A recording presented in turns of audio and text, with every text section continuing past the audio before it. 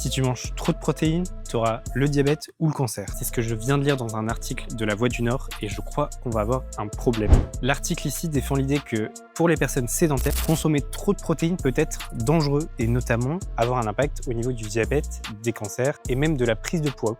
La première chose, c'est que les études qu'il cite sont réalisées sur des animaux et des souris notamment. Donc, on ne peut pas faire cette conclusion. Ensuite, l'article mentionne des études qui montreraient que consommer trop de protéines pourrait avoir un impact sur le diabète de type 2. Ce sont des études observatrices et donc les personnes de ces études qui consomment davantage de protéines peuvent aussi avoir d'autres facteurs de risque qui ne sont pas du tout pris en compte. Et donc, impossible d'affirmer que ce sont les protéines qui sont responsables du diabète. L'article parle également d'une étude danoise de 2025 qui dit que consommer moins de 10% de son apport calorique en protéines réduirait le risque de diabète et de décès prématuré. Sauf que absolument aucune source et aucun moyen de vérifier cette information. Un autre point essentiel, c'est que on est ici dans un journal qui est donc davantage lu par des adultes et des personnes âgées et que le problème à partir d'un certain âge, ce n'est pas de consommer trop de protéines, mais au contraire de ne pas en consommer assez, notamment avec le phénomène de sarcopénie qui arrive avec l'âge, c'est-à-dire qu'on a une perte progressive de force, de masse musculaire et on augmente le risque de chute, de fracture et de perte d'autonomie. Et c'est justement pour ça que les besoins en protéines augmentent avec l'âge. L'article parle ici des personnes sédentaires.